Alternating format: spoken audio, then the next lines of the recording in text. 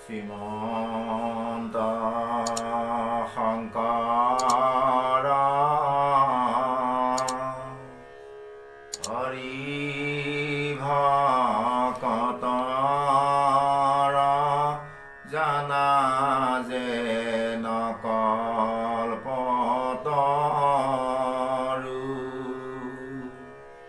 তাহান্ত বিনাই নাই নাই নাই আমাৰ পৰম গুৰু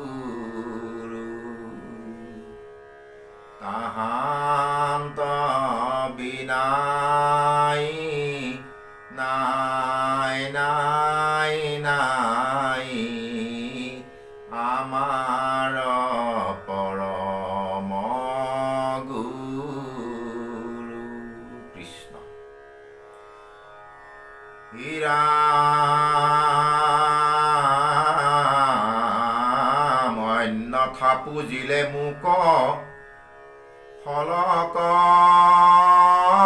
নাপায় স্বৰূপ কহিয়া মই কহিলো আই যিজনে আপোন পৰ ভেদক কৰয় তাক মই ঘোৰতৰ দেও মৃত্যু ভয় এহি জানি সুতবৰ কৰিয়া বিচাৰ অনুক্ৰমে সবাকুক ৰিবে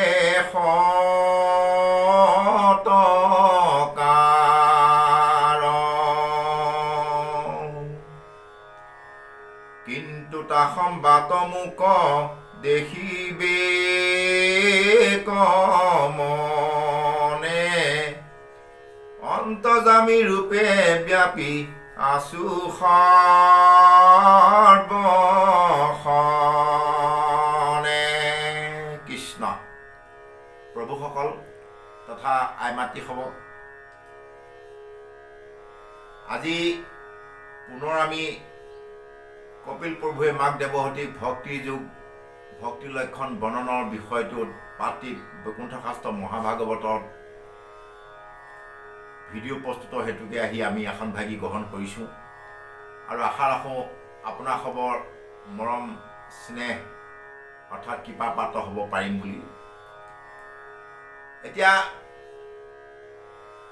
কপিল প্ৰভুৱে কৈছে মাক দেৱহতীক যে সেয়াই যে ইয়াৰ আগত কৈ যোৱাৰ দৰে নিৰীহ প্ৰাণীসমূহক অৱজ্ঞা উপেক্ষা নিন্দা পৰিহৰি যিসকলে মোক ভকতি কৰে সেইসকলেহে মোক পাব অন্যথা কোনো পধ্যেই নিজৰ স্বাৰ্থ সিদ্ধিৰ কাৰণে বা অন্য নিৰীহ প্ৰাণীসমূহক যদি হিংসা দেশ নিন্দা কৰি ভগৱন্তক ভজনা কৰে তেতিয়াহ'লে মোক কোনো পধ্যেই নাপায় বুলি কপিল প্ৰভুৱে মাক দেৱহতীক ভক্তিৰ লক্ষণ বৰ্ণনাৰ বিষয়ে আগবঢ়াই গৈছে তাৰপিছতে কৈছে যে সেয়েহে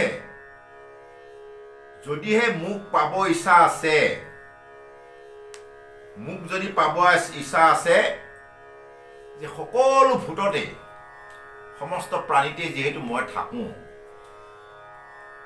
কপিল প্ৰভুৱে কোৱাৰ তাৎপৰ্যটো হ'ল সমস্ত ভূততে আছো মই হৰি সবাকো মানিবা বিষ্ণু বুদ্ধি কৰি এনেধৰণৰ যিখিনি কথা এতিয়া ইয়াত প্ৰকাশ কৰিছে যে যিহেতু সকলোতে মই থাকোঁ গতিকে সকলোৱে নিজৰ ভগৱন্ত প্ৰভু অংশ বুলি গণ্য কৰিব লাগিব তেতিয়াহে ভক্তি পথত অগ্ৰসৰ হ'ব পাৰিব আৰু ইয়াত কৈছে ভগৱন্ত প্ৰভুৰ ৰূপ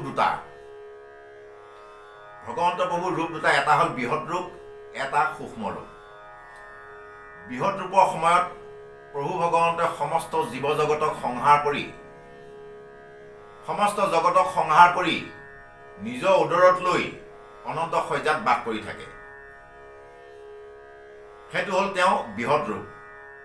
আৰু সূক্ষ্ম ৰূপত যি মুহূৰ্ততে জীৱসমূহক স্বজন কৰে, অৰ্থাৎ সৃষ্টি ৰচনা কৰে ভগৱন্ত প্ৰভুৱে, সূক্ষ্ম ৰূপত প্ৰত্যেক জীৱই হস্তিপা ধৰি বালিচাহীলৈকে প্ৰত্যেকক ঘতে ঘতে অৰ্থাৎ অন্তৰাত্মাত প্ৰভু ভগৱন্তে সূক্ষ্ম ৰূপত বাস কৰে।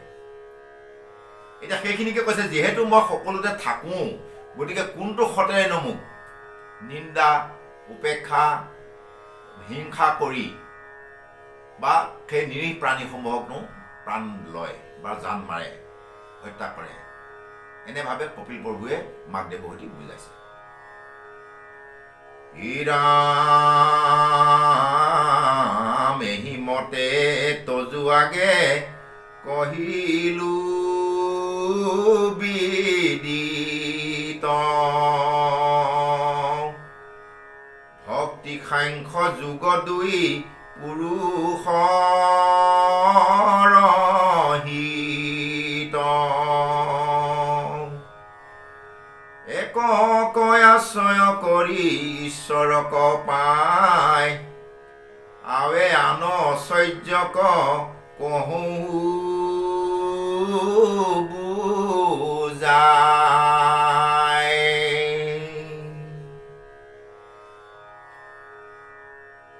যাক ভয়ে বায়ু বহে সূৰ্যে প্ৰকাশ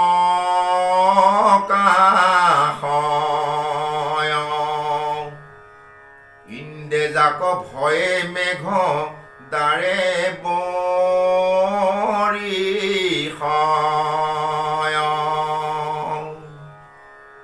নক্ষত্ৰ প্ৰকাশে কালে কালে বৃক্ষ ছয় জাত ভয় হুয়া ফল পুষ্পক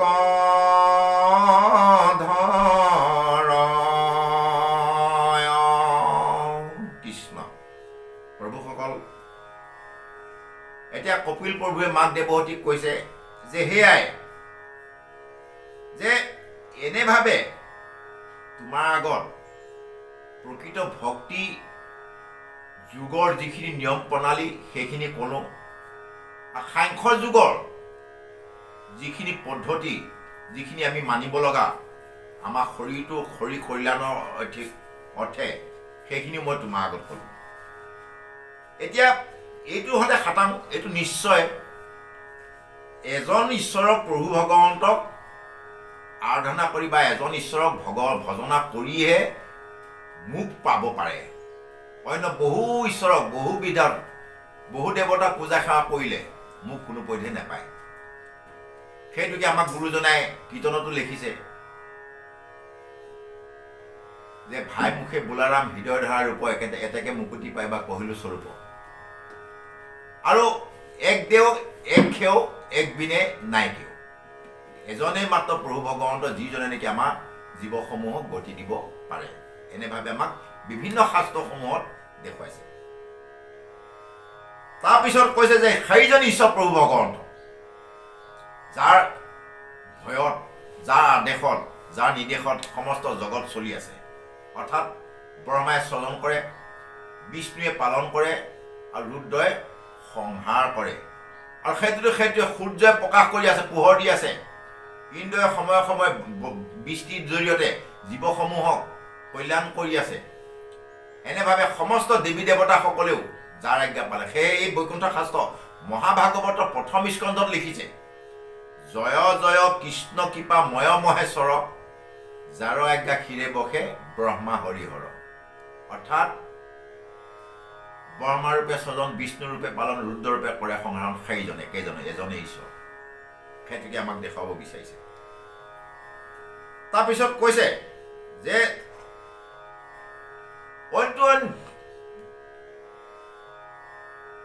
ভ্ৰমণ জীৱসমূহৰ কথাটো বেলেগেই।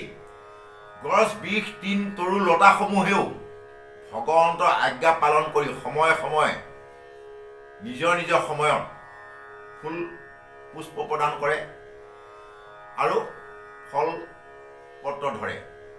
এয়া হ'ল সমস্তখিনি ভগৱন্তৰ আশ্চৰ্য বিভূতি বা ভগৱন্তৰ মহিমা। বা ভগৱন্তৰ ভয়তহে ভগৱন্তক সন্তোষ কৰিবৰ কাৰণে সকলোৱে সকলো কৰ্মখিনি কৰি থাকে এনেভাৱে আমাক বুজাইছে। এই ৰাম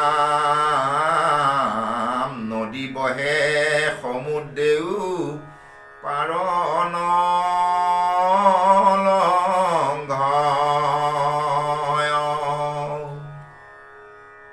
অগ্নি দহে ভূমি সমেগিৰিনী মজয় আকাশে বায়ুক পথ দি যাক ভয় ব্ৰহ্মাই আদি যাক ভয়ে জগত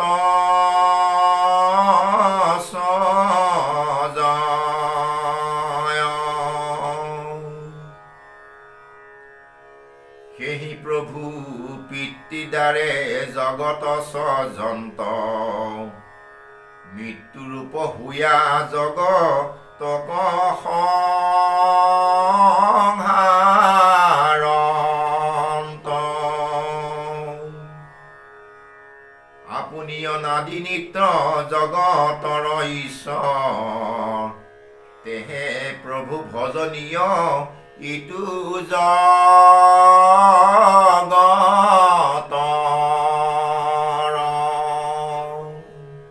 প্ৰভুসকল আৰু আই মাতৃ হ'ব।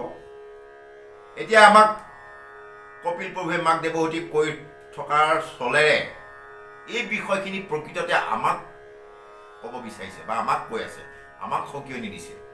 কি বুলি কৈছে যে যাৰ ভয়ত নদীয়েও নিজৰ সময়ত পানী বৈ আছে, সোঁত বৈ আছে, আৰু যাৰ আদেশত যাক সন্তোষ কৰিবৰ কাৰণে সাগৰেও পাৰ বাগৰি কেতিয়াও নাহে,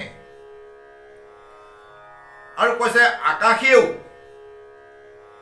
বায়ু অহা যোৱা বায়ু চলিবৰ কাৰণে পথ দিছে, আৰু ব্ৰহ্মা আদি দেৱতাসকলেও ব্ৰহ্মা ৰুদ্ৰ বিষ্ণু সেইসকলেও সময়ে সময়ে জগত স্বজন কৰিছে। বিভিন্ন ধৰণৰ ভগৱন্তক বা সৃষ্টিখন চলিবৰ কাৰণে যি প্ৰক্ৰিয়া, যি প্ৰাণী, যিমানবিলাক জীৱ জন্তু ব্ৰহ্মাই স্বজন কৰিছে যাৰ আদেশত। আৰু সেইজন প্ৰভু ভগৱন্ত, যিজন প্ৰভু ভগৱন্তই ব্ৰহ্মাৰূপে স্বজন, বিষ্ণুৰূপে পালন, ৰুদ্ৰৰূপে কৰে সংহাৰণ, আমি পহিলাত প্ৰকাশ কৰিয়ে গৈছো। ইয়াত কৈছে যে সেইজন প্ৰভু ভগৱন্ত, ইয়াত পদত কৈছে আপুনি অনাদি নিত্য জগতৰ ঈশ্বৰ তেহে প্ৰভু ভজনীয় ইটো জগতৰ, যে যিজন নেকি অনাদি অনন্ত, যাৰ আদিও নাই অন্তও নাই, অৰ্থাৎ যাক ইয়াতো দেখা নাপায় আপুনি আগলৈকেও মানে শেষ কৰিব নোৱাৰে, এনেকুৱা আদি অন্ত একো নাই, অন্ত পেলাব নোৱাৰে আপুনি তাক। সেইজন প্ৰভু ভগৱন্ত, যিজন প্ৰভু ভগৱন্তহে একমাত্ৰ ভজনীয় দেৱ।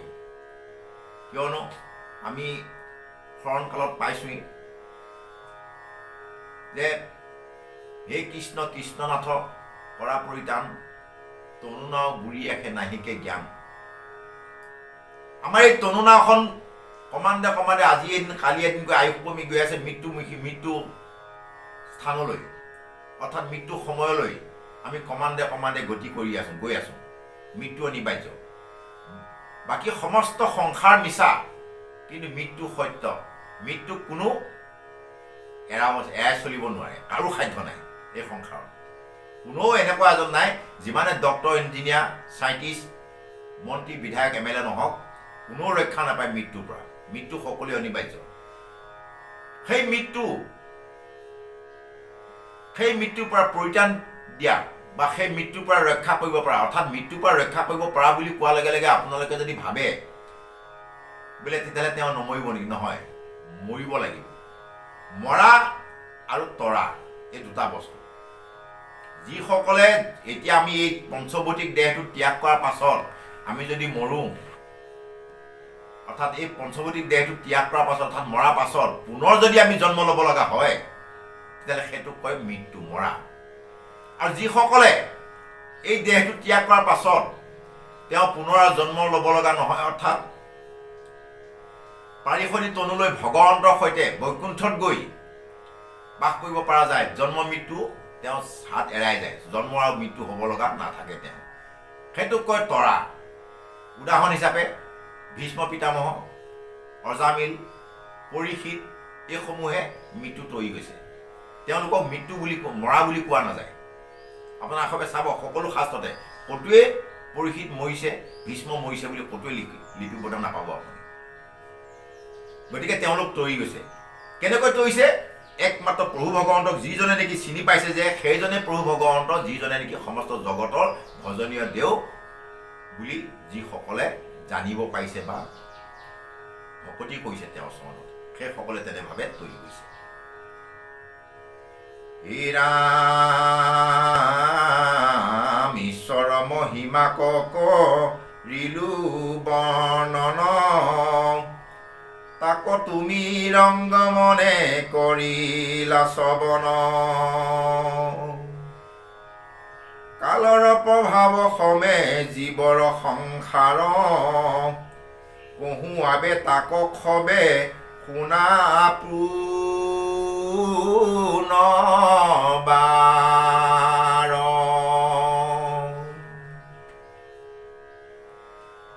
কালে ইটো লোক সমস্তকে চলাৱয়, তবু তাৰ বিক্ৰমক কেহু নুবুজয়। বায়ুৱে মেঘক যেন ভমাৱে শূন্যত, তবু নুবুজয় মেঘে বায়ুৰ মহত্ৰ। প্ৰভুসকল, এতিয়া এনেভাৱে কপিল প্ৰভুৱে মাক দেৱহতীক ভক্তিৰ লক্ষণৰ বিষয়ে বুজাই বুজাই এতিয়া এটা টপিকটো অৰ্থাৎ উদ্দেশ্যটো বদলাব বিচাৰিছে। কি বদলাব বিচাৰিছে? যে সেয়াই এতিয়া মই তোমাক কালৰ যিটো প্ৰভাৱ, কাল বুলিলে আমি বহুকেইটা বস্তু বুজি পাওঁ। কাল মানে হ'ল সময়, কাল মানে হ'ল প্ৰভু ভগৱন্ত যি নেকি অন্তকাৰী, আৰু কাল মানে হ'ল আমি যিটো বেয়া বস্তু, যেনেকৈ কলিকাল, সন্ধ্যাকাল, দুপৰ কাল, এনেকুৱা যিটো নেকি বেয়া বস্তু আমাৰ কাৰণে অনিষ্টকাৰী, সেইটোকো আমি কাল বুলিয়ে কওঁ।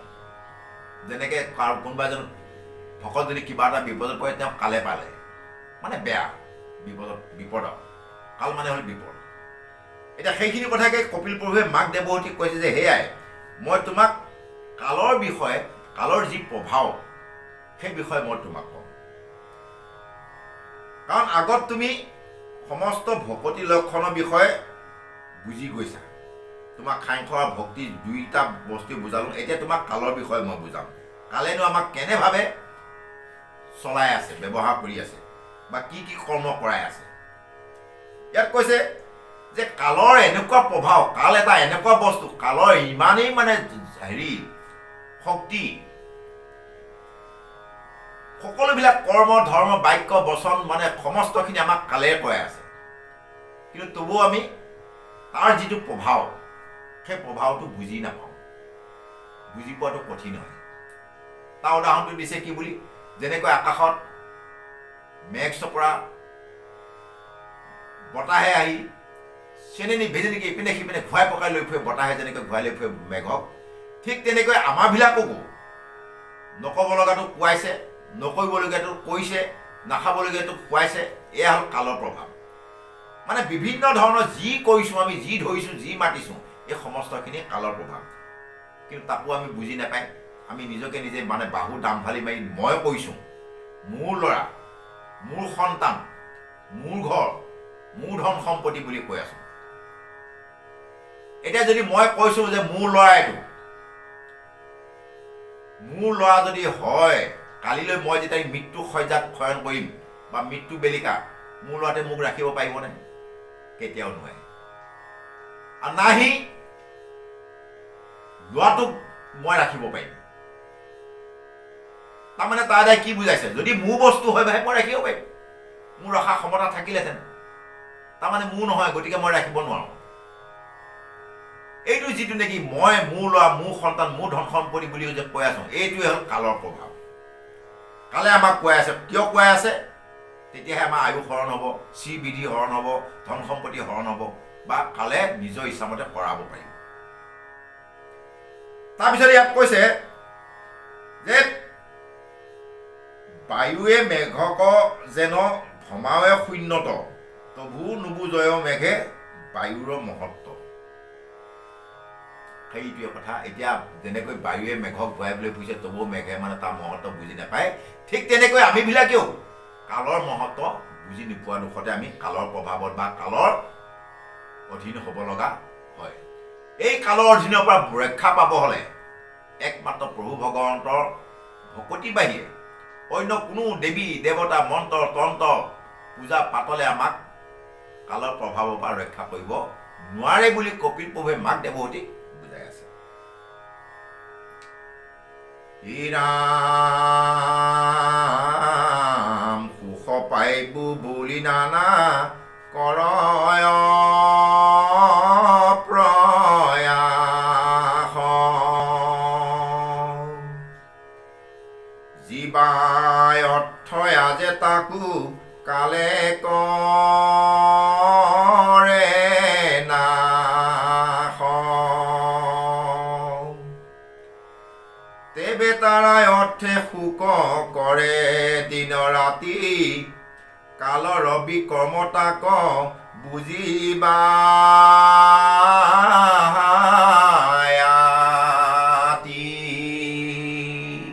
এতিয়া সেইখিনি কথা ক'লে যে আমি সংসাৰত যি কৰিছোঁ, কোনোবাই চাকৰি কৰিছে, কোনোবাই বেপাৰ কৰিছে, কোনোবাই খেতি কৰিছে, কোনোবাই কিবা এটা কৰিছে, যি নকৰিছোঁ সমস্তখিনি সুখ পাবৰ কাৰণেই কৰি ফুৰিছোঁ। এই সংসাৰত কোনো নাই যে দুখ পাবৰ কাৰণে কৰ্ম কৰা, সকলোৱে সুখ পাবৰ কাৰণেই কৰ্ম কৰিছে। সুখ পোৱাৰ অৰ্থেই কৰ্মসমূহ আমি কৰিছোঁ, আৰু সেই সুখ পোৱাৰ অৰ্থে কৰ্মখিনি কৰিছোঁ যদিও এই সংসাৰতে কোনোবা দুখী কোনোবা সুখী কিয়? কাৰণটো হ'ল কালৰ প্ৰভাৱ। কালে কোৱাইছে, এয়া কালে কোৱাইছে। কোনেও এই সংসাৰত দুখত থাকিব নিবিচাৰে, সকলোৱে সুখে বিচাৰে, কিন্তু তবু কোনোবাই দুখ ভুগিব লগা হয়, কোনোবাই সুখ ভুগিব লগা হয়। এয়া হ'ল কালৰ প্ৰভাৱ। তাৰপিছতে কৈছে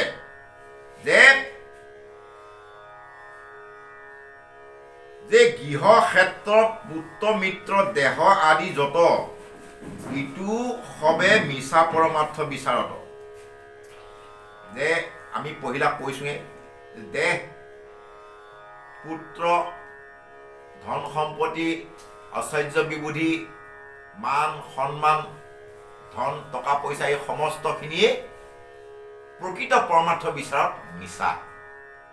কিয় মিছা? আজি সঁচা বস্তু যদি হ'লহেঁতেন, সঁচা বস্তু যিটো যাক নেকি সঁচা বুলি কোৱা হয়, সঁচা মানে হ'ল স্থায়িত্ব আৰু মিছা মানে হ'ল অস্থায়ী। এতিয়া আমাৰ কিবা স্থায়ী বস্তু আছে জানো? আজি ডেকা হৈ আছোঁ, যেনেকৈ এতিয়া উদাহৰণ হিচাপে শিশুটো জন্ম হোৱাৰ লগে লগে কেনে এটা ৰূপত শিশুটো জন্ম হয়। কেইটামান দিনৰ পিছতে তেওঁ বালক হয়, বালকৰ পিছত জোৱান ডেকা হয়, ডেকাৰ পিছত বৃদ্ধা অৱস্থা আহে, বৃদ্ধা অৱস্থাৰ পাছত মৃত্যুমুখী হয়। তেতিয়া আমাৰ কোনটো স্থায়ী হৈ থাকিল? গোটেইবিলাকে মানে ক্ৰমান্বয়ে পৰিৱৰ্তন হৈ এটা সময়ত মৃত্যুমুখত পৰিব লগা হয়। গতিকে আমাৰ দেহটোও যেতিয়া নেকি স্থায়ী নহয়, আমি ঘটা ঐশ্বৰ্য বিভূতি ধন টকা পইচা মান সন্মান সেইটো ঠাই কেনেকৈ হয়? সিও অস্থায়ী। গতিকে সেই ঠাই নহয় মানে মিছা বস্তু। ইয়াত কৈছে যে মুহূৰ্ত দুস্মৃতি সবে সত্য মানে মনে, তাহাৰ বিনাশে শোক পাৱে শিকাৰণে। যে প্ৰকৃততে আমি অজ্ঞানবশত আমাৰ যে প্ৰকৃততে ভক্তি জ্ঞানটো নাই, আৰু ভক্তি জ্ঞান নোহোৱা দুখতহে আমি ইয়াক সত্য মানি নিজকে নিজে বৰ তদাৰক কৰি একে ল'ৰা ছোৱালী পুত্ৰ ভাৰ্যাক সুখে শান্তিয়ে খাব বুলি হাবাদি খাই ধন টকা পইচা ঘটি বিভিন্ন প্ৰকাৰে আমি টকা পইচা অৰ্জন কৰোঁতে আমাৰ আয়ুসটো আমি নাশ কৰি পেলাওঁ। কিন্তু কৈছে যে পৰমাৰ্থ প্ৰকৃত বিচাৰত ভগৱন্তৰ বিচাৰত এইবিলাক সমস্তবিলাক মিছা। এনেভাৱে আমাক কপিল প্ৰভুৱে মাক দেৱহতী কোৱাৰ চলেৰে এয়া বৈকুণ্ঠ শাস্ত্ৰ মহাভাগৱতে আমাক কৈছে এই গতিকে কৈছে প্ৰভুসকল যে আমি পাৰিলে ভগৱন্তক ভক্তিযুক্ত পুৰুষৰ আত্মবোধ মাধৱৰ প্ৰসাদে মিলে ভগৱন্তক ভক্তি কৰি আমাৰ দেহাত্মাটো পাপাত্মাটো শুদ্ধ কৰি ভগৱন্তক যাতে আমি লীন যাব পাৰোঁ তাৰ সেই বিষয়ে আমাক বৈকুণ্ঠ শাস্ত্ৰ মহাভাগৱতে দেখুৱাইছে কপিল প্ৰভু মাধ্যমেৰে। সেই প্ৰভুসকল এতিয়া আজিলৈ ভিডিঅ'টি আমি ইমানতে বিৰাম দিব ওলাইছোঁ আৰু আমি আশা থাকিল আপোনালোকৰ সবাৰ চৰণত কৰজোৰে প্ৰাৰ্থনা জনাই সেৱাও ধৰিছোঁ যে যিসকলে নেকি আমাৰ ভিডিঅ'ত নতুনকৈ সংলগ্ন হৈছে সেইসকলে আমাৰ চেনেলটি ছাবস্ক্ৰাইব কৰক আৰু লগতে কমেণ্ট কৰক, বেল একাউণ্টটো দবাই দিব।